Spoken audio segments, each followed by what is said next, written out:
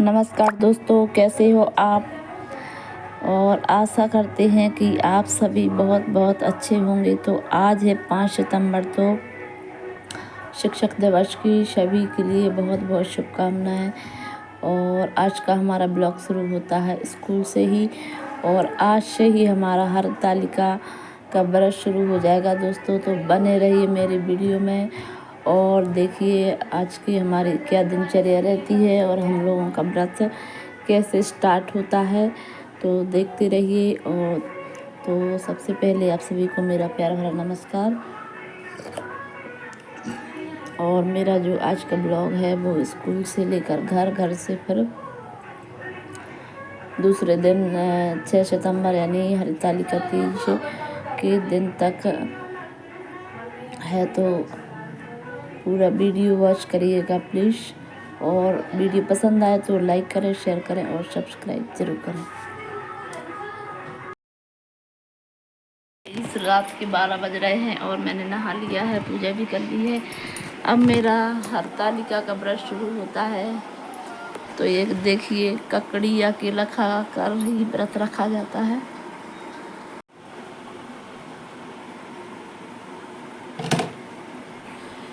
उसके बाद मेरा 32 घंटे का व्रत शुरू हो जाएगा, 32 आवर्स।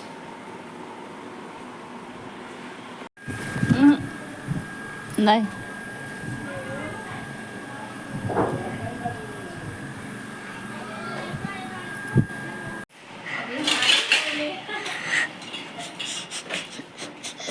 भाई कुछ बोलो।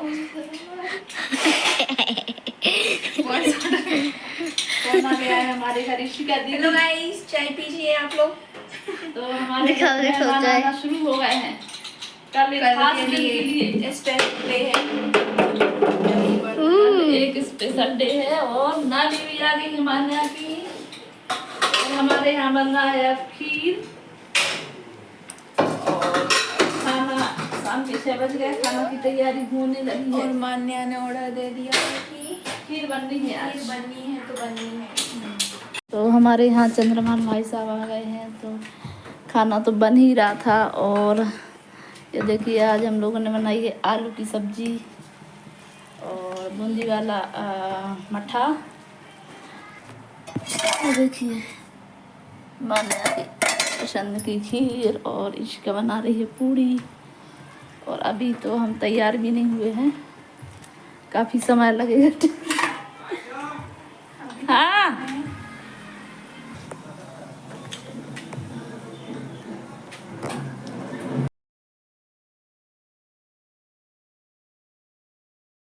तो आज है हरतालिका, आप सभी को पता है। और यह शाम का समय और हम बिल्कुल भी तैयार नहीं हुए हैं।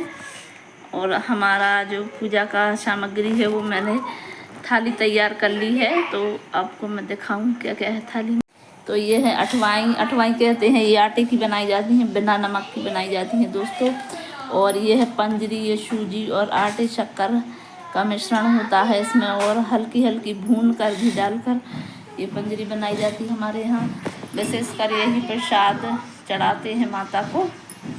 और आज के दिन खीरा का भी बहुत महत्व होता है, ककड़ी का। तो ये मेरी घर की ककड़ी है दोस्तों, मेरे मायके से आई हुई थी, तो इसको ही चढ़ाऊंगी मैं। और नारियल, उसके बाद माता की चुन्नी वगैरह है, और ये सब सामग्री है। मेरी 3 थाली लग चुकी हैं पूजन की।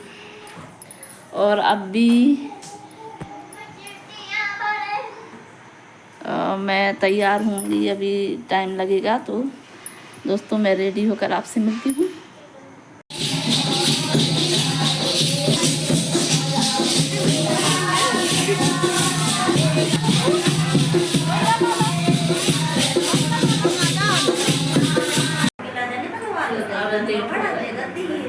अच्छा, इतनी बड़ी निकली थी, मैंने चाय सी पड़ गई थी। बालिकाली सिस्टम बड़ी सी बात बीच में हो गई थी। ये तो ऐसी मम्मी कौन रही, मैं मम्मी से क्या बात है, ऐसा ही हो गया। जा जा सुबह जो है काय क्या हमारी ऐसी मम्मी की खा लगी।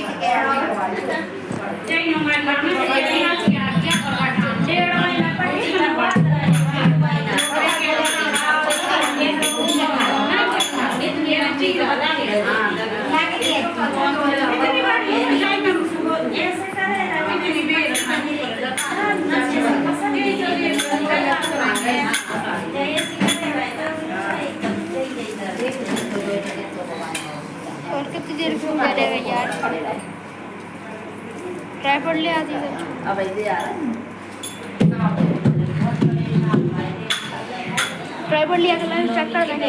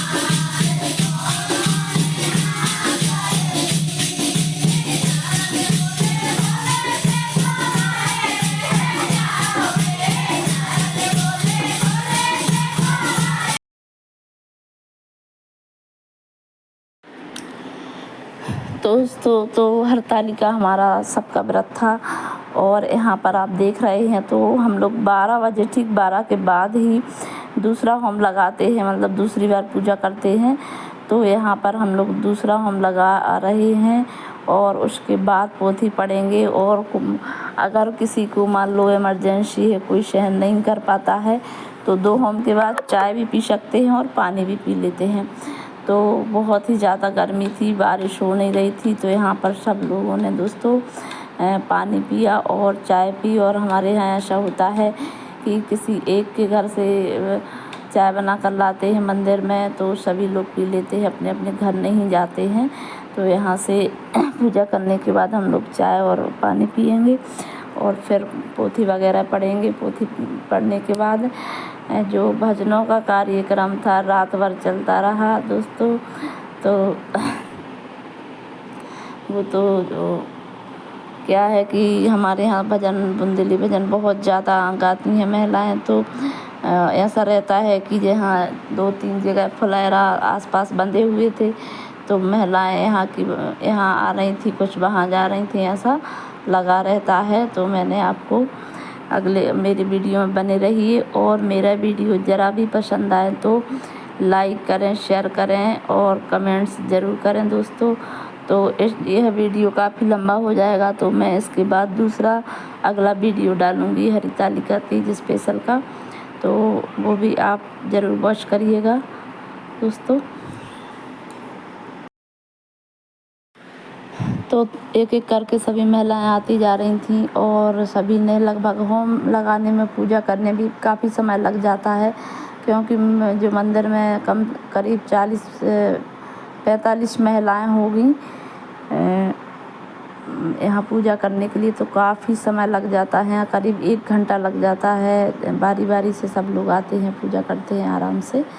तो यह ऐसा हम लोगों के यहाँ होता है दोस्तों। आपके यहाँ कैसी हरतालिका व्रत में पूजा की जाती है और अलग क्या नियम है दोस्तों? हर जगह थोड़ी से अलग अलग नियम रीति रिवाज होते हैं, कहीं कैसा करते हैं, कहीं कैसा। तो मैंने आपको शुरू का वीडियो नहीं दिखा पाया दोस्तों कि कैसे किस तरह से तैयारियां करते हैं, क्योंकि घर पर भी बहुत सारी तैयारियां करनी पड़ती है। और उसी दिन हमारे यहाँ थोड़ी से एक भाई साहब थे, हमारे भाई साहब के दोस्त थे, तो वो गेस्ट भी आ गए थे, तो उनको भी खाना पीना कराना था और खाना वगैरह और सभी लोगों को कराना था। घर में बिजी थी, इसलिए मैं वहाँ का वीडियो नहीं बना पाई। और मेरी भतीजी आ गई थी शिका, तो कुछ हेल्प उसने भी की मेरी खाना बनाने में। और मेरी मम्मी भी आई हुई हैं दोस्तों, वो गिर गई थी, तो अब उनको कमर में काफ़ी चोट है, तो यहीं मैंने 1-2 दिन के रख लिया था, तो उनको भी देखना था। तो मैं बहुत ही बिजी हो गई थी, इसलिए शुरू का जो वीडियो मैंने नहीं बनाया कि कैसे फुलेरा बनता है। कि मंदार माला जिस पार्वती जी के केस सुशोभित हो रहे तथा जो शिव जी मुंडमाला से अलंकृत है, जो पार्वती जी अत्यंत दिव्य सुंदर वस्त्र को धारण किए हुए हैं तथा जो शिव जी दिगंबर अर्थात वस्त्रहीन है, ऐसी शोभा वाले युगल पार्वती जी तथा शिव जी के आगे मैं नमन करता हूँ, मैं नमन करती हूँ। मन भावन कैलाश पर्वत के शिखर पर बैठी पार्वती जी कहती है, हे परमेश्वर, आप हमें कोई ऐसा अनूठा गुप्त व्रत या पूजा मंत्र बताए जो सब धर्मों की उपेक्षा सरल हो तथा जिसमें श्रम भी थोड़ा कम करना पड़े और फल श्रम से अधिक मिले। हे नाथ, यदि आप मुझ पर कृपालु हो तो कृपया ये विधान मुझे बतावे। हे प्रभु, किस तप व्रत या दान से आप जैसे परमेश्वर है जो अनादि है, अनंत है, हमें प्राप्त हुए हैं? सुनकर शिव जी ने कहा, हे देवी, मैं तुम्हारे प्रणय में आसक्त हूँ, तुमको एक ऐसा व्रत बताता हूँ जो केवल मेरा है और गोपनीय है। जैसे नक्षत्रों में चंद्रमा, सब ग्रहों में सूर्य, वर्णों में ब्राह्मण, देवताओं में विष्णु भगवान, नदियों में गंगा, पुराणों में महाभारत, वेदों में सामवेद और इंद्रियों में मन श्रेष्ठ है। अब मैं तुम्हें एक ऐसा व्रत बताऊंगा जिसका उल्लेख पुराणों, वेदों व स्मृतियों में किया गया है। इसे तुम मन लगाकर सुनो। जिस व्रत के प्रभाव से तुमने मेरे अर्धासन को प्राप्त किया है, मैं तुम्हें वही बताऊंगा, क्योंकि बात नहीं करो, तुम मेरी प्रियतमा हो। शुक्ल पक्ष की तृतीया तिथि को भाद्रपद मास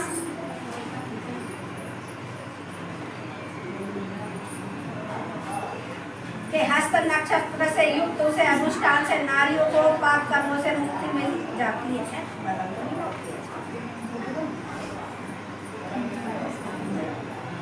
हे देवी, आज से कुछ समय पहले तुमने हिमालय पर इस व्रत का पालन किया था, उसके बारे में मैं तुमसे कहूँगा। पार्वती जी ने पूछा, हे नाथ, आप ही श्रीमुख से यह सुनना चाहती हूँ कि मैंने उस समय यह व्रत क्यों किया था। शिव जी बोले, भारतवर्ष के उत्तर दिशा की वो समस्त पर्वतों में श्रेष्ठ हिमवान नामक पर्वत है। उसके आसपास विभिन्न प्रकार की भूमियाँ हैं, साथ ही विविध वृक्षों से आच्छादित है यह भूमि। इन वृक्षों पर तरह तरह के पक्षी पशु बसेरा बनाए हुए हैं। गंधवादी के साथ वहाँ जाकर अनेकों देवगण, सिद्धि प्राप्त साधुजन, चरण आदि और पक्षियों के समूह हमेशा प्रसन्न चित्त हो विचरण करते हैं। बात नहीं करो, बीच में बात नहीं करो। यहाँ गंधर्व लोग गायन करते हैं और अप्सराएं नृत्य करती है। पर्वतराज के शिखरों पर अनेक प्रकार के स्फटिक रत्न और वैद्य मणि आदि के अनेक खाने हैं। यह पर्वत बहुत ऊंचा है, इतना ऊंचा है कि अपने मित्र के घर की तरफ समझकर आकाश का स्पर्श कर रहा हो। पर्वत की सभी चोटियों हिमाच्छादित रहती है और गंगा नदी के जल की स्वर लहरी सदा सुनाई देती रहती है। हे गिरिजे, तुमने बचपन में ऐसे ही पर्वत पर तप किया था। इस पर्वत पर तुम 12 साल तक सिर के बल टंगी रही और धुआं पीकर जीवित रही। 64 वर्ष तक मात्र पेड़ पौधों के सूखे पत्ते खाकर जीवित रही। माघ में महीने में तुम जल में बैठी रहती थी और बैसाख की चिलचिलाती दोपहर में पंचाग्नि में तप्त रहती थी। सावन के महीने में तुम खुले मैदान में बैठी रहती थी। एक दिन तुम्हारे पिता तुम्हारे इस तरह के कष्टों को देखकर बहुत ही दुखी हुए। उन्हें बड़ी चिंता हुई कि ऐसे में मैं अपनी कन्या का हाथ किसके हाथ में दूं। तभी नारद जी आए। मुनि और नारद जी ने तुम्हें देखने ही गए थे। नारद जी को देखकर हिमवान ने अर्घ्य पाद्य आसन आदि देकर उनकी वंदना की और कहा, हे स्वामी, आप यहाँ किस हेतु आए हैं? मैं धन्य हुआ, आपका आना मेरे लिए बड़ा शुभ है। नारद जी बोले, हे पर्वतराज, सुना मुझे विष्णु भगवान ने भेजा, इसलिए आपके पास आया हूँ। आपका कर्तव्य है अपनी कन्या रत्न को किसी योग्य वर को सौंप दे। ब्रह्मा, विष्णु और शिव, इन तीनों में भगवान विष्णु के समान योग्य वर और कोई नहीं हो सकता है। अतः मेरी माँ ने तो अपनी कन्या भगवान विष्णु को प्रदान कर दे। पर्वतराज बोले, भगवान विष्णु ने स्वयं मेरी कन्या को प्रदान करने की इच्छा व्यक्त की है और आप यह संदेश लेकर आए हैं तो मैं अवश्य उन्हें अपनी कन्या दूंगा। पर्वतराज के ये वचन सुनकर नारद मुनि आकाश में विलीन हो गए। वे भगवान विष्णु के पास पहुँचे तो पीत वस्त्रधारी तथा शंकर चक्र गदा से सुशोभित थे। वहाँ पहुँचकर नारद जी ने करबद्ध हो भगवान विष्णु से कहा, हे देव सुनिए, मैंने आपका विवाह पक्का कर दिया है। उधर हिमालय पार्वती जी के सम्मुख आ बोले, हे पुत्री, मैं तुम्हें विष्णु भगवान को समर्पित कर दिया है। ऐसे में पिता के वचन श्रवण कर तुमने कोई भी उत्तर नहीं दिया और अपनी सखी के पास चली गई। फिर भूमि पर गिरकर तुम दुखाद्र हो रोने बिलखने लगी। तुम्हें इस प्रकार की क्रिया करते देखकर एक सखी निकट आकर बोली, हे देवी, तुमने इतना दुख किस कारण है? मैं तुम्हारी प्रत्येक इच्छा यथाशक्ति पूरी करने की चेष्टा करूंगी, इसमें तनिक भी संशय नहीं है। पार्वती जी ने कहा, मेरी इच्छा कृपया मन लगाकर सुनो। मैं केवल शिव जी को ही अपने पति के रूप में देखने की इच्छा रखती हूँ। मेरा यह वचन असंदिग्ध है। मेरे इस विचार को मेरे पिता ने मानने से इनकार कर दिया है, अतः मैं अपनी देह का त्याग करने की इच्छा करती हूँ। पार्वती जी के वचन सुनकर उनकी सखियों ने कहा, आप देह त्याग न करें, अब किसी ऐसे वन को प्रस्थान करें जिसके विषय में आपके पिता अनभिन्न रहे। सखियों के वचन सुन तुम ऐसे ही वचन को वन में चली गई। दूसरी ओर तुम्हारे पिताजी दुखी तुम्हें